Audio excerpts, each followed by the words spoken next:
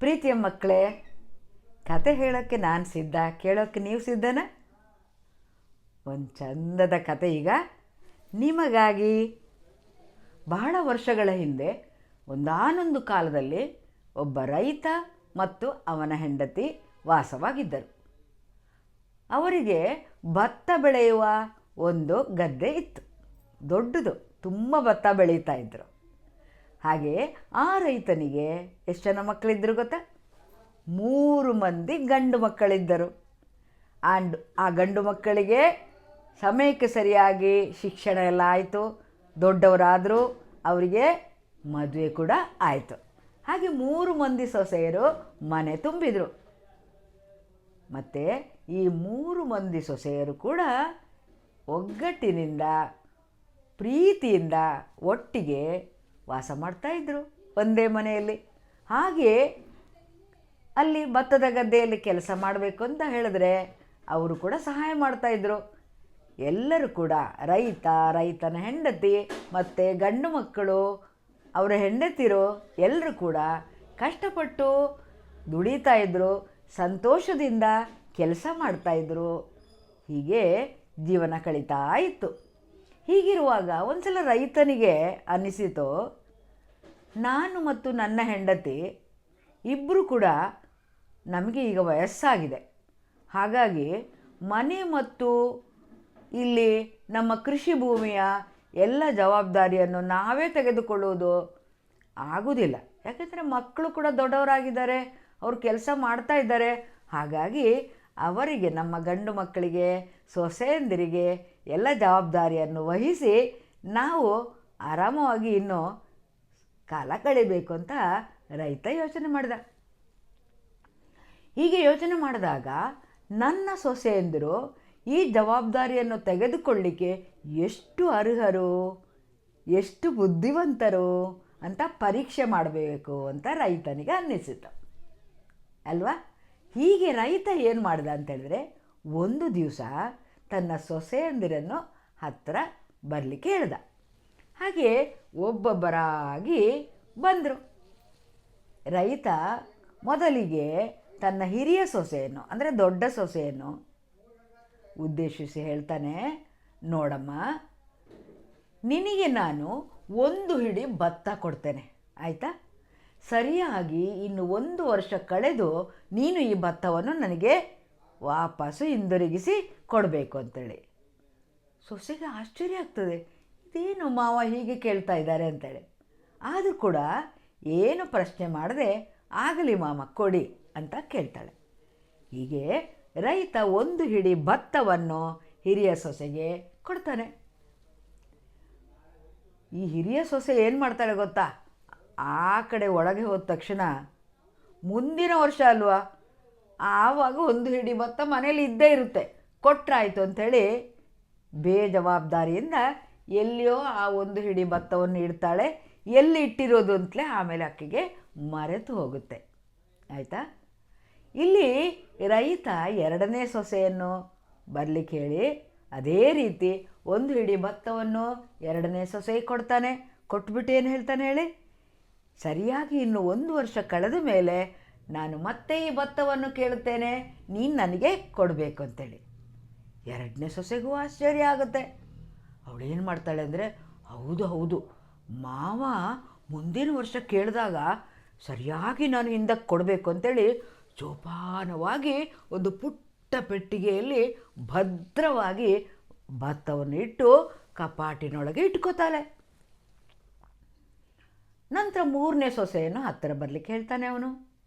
ಅದೇ ರೀತಿಯಾಗಿ 1 ಹಿಡಿ ಭತ್ತವನ್ನು 3ನೇ ಸೊಸೆಗೂ ಕೊಟ್ಟು, ನೋಡಮ್ಮ, ಸರಿಯಾಗಿ ಇನ್ನು 1 ವರ್ಷ ಕಳೆದಾಗ ನಾನು ನಿನ್ನ ಹತ್ರ ಈ ಭತ್ತವನ್ನು ಹಿಂದಕ್ಕೆ ಕೇಳ್ತೇನೆ, ನೀನು ನನಗೆ ಕೊಡಬೇಕು ಅಂತ ಹೇಳ್ತಾನೆ.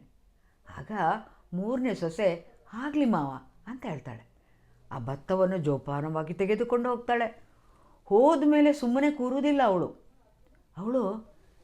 ಯಾಕೆ ಮಾವ 1 ಹಿಡಿ ಭತ್ತ ನನಗೆ ಕೊಟ್ಟರು, ಅದು ಕೂಡ 1 ವರ್ಷ ಕಳೆದ ಮೇಲೆ ಕೊಡಬೇಕು ಅಂತ ಕೇಳ್ತಾರೆ, ಇದರಲ್ಲಿ ಏನೋ ಇದೆ, ಮಾವ ಏನೋ ನಮ್ಮನ್ನು ಪರೀಕ್ಷೆ ಮಾಡ್ತಾ ಇದ್ದಾರೆ. ಏನು ಪರೀಕ್ಷೆ ಇರ್ಬೋದು, ನಾನು ಯಾವ ರೀತಿಯಾಗಿ ಈ ಪರೀಕ್ಷೆಯಲ್ಲಿ ಉತ್ತೀರ್ಣರಾಗ್ಬೋದು, ಅಂದರೆ ಪಾಸ್ ಆಗ್ಬೋದು ಅಂತ ಯೋಚನೆ ಮಾಡ್ತಾಳೆ. ಯೋಚನೆ ಮಾಡಿ ಮಾಡಿ ಅವಳಿಗೆ ಗೊತ್ತಾಗೋಯ್ತು, ನಾನು ಏನು ಮಾಡಬೇಕು ಎನ್ನುವುದು ಆಕೆಗೆ ಗೊತ್ತಾಯಿತು. ತುಂಬ ಬುದ್ಧಿವಂತೆ ಅವಳು, ಮೂರನೇ ಸೊಸೆ. ಆಯಿತಾ? ಹಾಗೆ ಏನು ಮಾಡಿದ್ಲು ಮೂರನೇ ಸೊಸೆ, ನಿಮಗೆ ಕೊನೆಗೆ ಗೊತ್ತಾಗುತ್ತೆ, ಕಥೆಯ ಕೊನೆಗೆ ನೋಡಿ. ಹಾಗೆ ದಿನಗಳು ಕಳೆದು ಹೋದವು, ತಿಂಗಳುಗಳು ಉರುಳಿ ಹೋದವು. 1 ವರ್ಷ ಆಯಿತು. ಸರಿಯಾಗಿ 1 ವರ್ಷ ಆದಾಗ ಮಾವ ಒಬ್ಬೊಬ್ಬರನ್ನೇ, ಅಂದರೆ ಯಾರು, ರೈತ, ಒಬ್ಬೊಬ್ಬರನ್ನಾಗಿ ಬಳಿಗೆ ಬರಲಿಕ್ಕೆ ಹೇಳ್ತಾನೆ. ಹೇಳಿಬಿಟ್ಟು ಒಬ್ಬೊಬ್ಬರನ್ನಾಗಿ ಪ್ರಶ್ನೆ ಮಾಡ್ತಾನೆ. ಹಿರಿಯ ಸೊಸೆ ಹತ್ರ ಮೊದಲಿಗೆ, ಎಲ್ಲಮ್ಮ ನಾನು ಕೊಟ್ಟ ಭತ್ತ ಕೊಡು ತಂದು ಅಂತ ಕೇಳ್ತಾನೆ. ಹಿರಿಯ ಸೊಸೆ ಎಲ್ಲಿಟ್ಟಿದ್ದೇನೆಂತಲೇ ಅವಳಿಗೆ ಮರ್ತೋಗಿತ್ತು. ಹೀಗಾಗಿ ಅಲ್ಲಿ ಒಳಗೆ ಉಗ್ರಾಣದಲ್ಲಿ ಭತ್ತದ ರಾಶಿಯೇ ಇತ್ತು, ಮೂಟೆ ಮೂಟೆ ಇಟ್ಟಿದ್ರು. ಆಕೆ ಬೇಗ ಬೇಗ ಹೋಗಿ ಆ ಮೂಟೆಯಿಂದ 1 ಹಿಡಿ ಭತ್ತ ತೆಗೆದುಕೊಂಡು ಬಂದು, ತಗೊಳ್ಳಿ ಮಾವ ನೀವು ಕೊಟ್ಟಿರೋ ಭತ್ತ ಅಂತ ಕೊಡ್ತಾಳೆ. ರೈತನಿಗೆ ಗೊತ್ತಾಗೋಯ್ತು, ಹೊಸ ಭತ್ತ ಹಳೆ ಭತ್ತ ಗೊತ್ತಾಗಲ್ಲೋ ನೋಡಿದ್ರೆ, ಇದು ನಾನು ಕೊಟ್ಟ ಭತ್ತ ಅಲ್ಲ, ಹೊಸ ಭತ್ತ ಅಂತ ರೈತನಿಗೆ ಗೊತ್ತಾಯಿತು. ಆದರೆ ಮಾವ ಏನು ಹೇಳುವುದಿಲ್ಲ. ರೈತ ಏನು ಹೇಳದೆ ಆ ಭತ್ತವನ್ನು ಒಂದು ಕಡೆ ಇಟ್ಟುಕೊಡ್ತಾನೆ. ಮತ್ತು 2ನೇ ಸೊಸೆಯನ್ನು ಬರಲಿಕ್ಕೆ ಹೇಳ್ತಾನೆ. ಹೇಳಿಬಿಟ್ಟು, ಎಲ್ಲಮ್ಮ ನಾನು ಕೊಟ್ಟ ಭತ್ತ ಎಲ್ಲಿ ಕೊಡು ಅಂತ ಕೇಳ್ತಾನೆ. 2ನೇ ಸೊಸೆ ಜೋಪಾನವಾಗಿ ಕಪಾಟಲ್ಲಿ ಇಟ್ಕೊಂಡಿದ್ಲಲ್ಲ ಪೆಟ್ಟಿಗೆ ಒಳಗೆ, ಆಕೆ ಅದನ್ನು ಹಾಗೇ ತಂದು ತುಂಬ ಗೌರವದಿಂದ, ಮಾವ ತಗೊಳ್ಳಿ ಮಾವ ನಾನು ಇಟ್ಟಿದ್ದೆ ಅಂತ ಕೊಡ್ತಾಳೆ. ರೈತ ನೋಡ್ತಾನೆ, ಗೊತ್ತಾಯ್ತು ಅವನಿಗೆ, ಓ ನಾನು ಕೊಟ್ಟ ಭತ್ತ ಇದೇ ಹೌದು ಅಂತೇಳಿ ಅವನು ಆ ಪೆಟ್ಟಿಗೆಯನ್ನು ನಗುತ್ತಾ ತೆಗೆದುಕೊಂಡು ಈ ಕಡೆ ಇಡ್ತಾನೆ. ಮತ್ತೆ ಅವನು 3ನೇ ಸೊಸೆಯನ್ನು ಹತ್ರ ಬರಲಿಕ್ಕೆ ಹೇಳ್ತಾನೆ. ಏನು ಮಾಡಿರ್ಬೋದು ಹೇಳಿ 3ನೇ ಸೊಸೆ? ಆಕೆ ಏನು ಮಾಡಿದಾಳೆ ಗೊತ್ತಾ? ಆ ಭತ್ತವನ್ನು ಗದ್ದೆಯಲ್ಲಿ ಬಿತ್ತನೆ ಮಾಡಿದಾಳೆ. ಬಿತ್ತನೆ ಮಾಡಿ ಹೆಚ್ಚು ಬೆಳೆ ತೆಗೆದುಕೊಂಡು ಇವಾಗ ಏನು ಮಾಡ್ತಾಳೆ ಗೊತ್ತಾ? ಮಾವ ತಡೀರಿ, ಭತ್ತದ ಮೂಟೆಗಳು ಬರುತ್ತೆ ಅಂತ ಹೇಳ್ತಾಳೆ. ಭತ್ತದ ಮೂಟೆಗಳು? ಏನಮ್ಮ ನೀನು ಹೇಳ್ತಾ ಇದ್ದೀಯಾ? ತಡೀರಿ ಮಾವ, ಗಾಡಿ ಆಚೆಗಡೆ ನಿಂತಿದೆ, ಭತ್ತದ ಮೂಟೆಗಳು ಆ ಗಾಡಿಯಲ್ಲಿವೆ, ಈಗ ಬರುತ್ತೆ ಅಂತ ಹೇಳ್ತಾಳೆ. ಅವಳು ಏನು ಮಾಡಿದ್ಲು ಗೊತ್ತಾ? ಊಹಿಸ್ತಾ ಇದ್ದೀರಲ್ವ ನೀವು? ಸರಿಯಾಗಿ ಊಹಿಸ್ತಾ ಇದ್ದೀರಾ. ಆಕೆ ಬಿತ್ತನೆ ಮಾಡಿದ ಭತ್ತದ ಬೀಜಗಳು, 1 ಹಿಡಿ ಭತ್ತದಿಂದ ಮೂಟೆಗಳು, ಹಲವು ಮೂಟೆ ಭತ್ತಗಳು ಅವಳು ಬೆಳೆದಿದ್ದಾಳೆ. ಈಗ ಮೂಟೆಗಳು ಒಳಗೆ ಬಂದವು. ಮಾವನಿಗೆ ಸಂತೋಷವೋ ಸಂತೋಷ. ನಿಜವಾಗಿಯೂ ಬುದ್ಧಿವಂತಳು ಅಂದರೆ ಈ ಸೊಸೆ ಅಂತ ಅವನಿಗೆ ಗೊತ್ತಾಗೋಯ್ತು. ಆದರೆ ಕೂಡ ಅವನು ಏನು ಹೇಳೋದಿಲ್ಲ. ಒಳ್ಳೇದಮ್ಮ, ಒಳ್ಳೆಯದು ಅಂತ ಅಷ್ಟೇ ಹೇಳ್ತಾನೆ. ಆಯಿತಾ? ಭತ್ತದ ಮೂಟೆಗಳು ಒಳಗೆ ಬಂದಾಯಿತು. ಮತ್ತು ಅವನು 3 ಮಂದಿ ಸೊಸೆಯಂದಿರಿಗೂ ಜವಾಬ್ದಾರಿ ನಾನು ವಹಿಸ್ಕೊಡ್ತಾ ಇದ್ದೇನೆ ಅಂತ ಹೇಳ್ತಾನೆ. ಹೇಳಿಬಿಟ್ಟು, ಯಾವ ಜವಾಬ್ದಾರಿಯನ್ನು ಯಾರಿಗೆ ಕೊಟ್ಟಿರ್ಬೋದು ಹೇಳಿ? ತನ್ನ ಕಿರಿಯ ಸೊಸೆಗೆ ಅಲ್ಲಿ ಬೆಳೆ ತೆಗೆಯುವಂಥ ಜವಾಬ್ದಾರಿ, ಭತ್ತದ ಕೃಷಿ ಮಾಡುವಂಥ ಜವಾಬ್ದಾರಿ, ಮುಖ್ಯ ಜವಾಬ್ದಾರಿ ವಹಿಸಿಕೊಡ್ತಾನೆ. ಆಯಿತಾ? ಮನೆಯ ಬೀಗದ ಕೈ ಈಗ ಯಾರಿಗೆ? ಕಿರಿಯ ಸೊಸೆಗೆ ಬಂತು. ಆದರೆ ಎಲ್ಲ ಮನೆಯ ವಸ್ತುಗಳನ್ನು ಜೋಪಾನವಾಗಿ ಇರಿಸಿಕೊಳ್ಳುವ ಜವಾಬ್ದಾರಿಯನ್ನು ಅವನು ಯಾರಿಗೆ ಕೊಡ್ತಾನೆ ಹೇಳಿ? 2ನೇ ಸೊಸೆಗೆ ಕೊಡ್ತಾನೆ.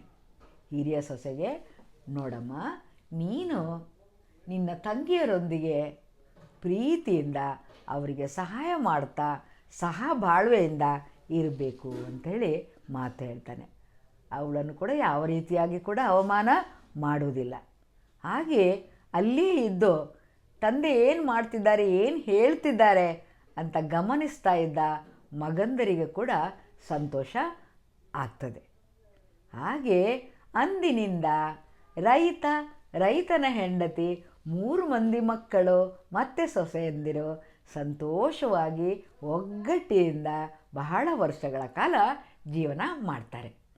ನನಗೆ ಈ ಕತೆ ತುಂಬ ಇಷ್ಟ ಆಗಿತ್ತು. ನಿಮಗೂ ಇಷ್ಟ ಆಯಿತಾ? ನೋಡಿ ಮಕ್ಕಳೇ, ಈಗ ನೀವು ಶಾಲೆಗೆ ಹೋಗುವ ಪುಟಾಣಿಗಳು ಅಲ್ವಾ? ನಿಮ್ಮ ಟೀಚರು ನಿಮಗೆ ಪಾಠ ಹೇಳ್ಕೊಡ್ತಾರೆ. ಅದು ಗಣಿತ ಇರ್ಬೋದು, ಕನ್ನಡ ಇರ್ಬೋದು, ಇಂಗ್ಲೀಷ್ ಇರ್ಬೋದು, ವಿಜ್ಞಾನ ಇರ್ಬೋದು ಅಲ್ವಾ?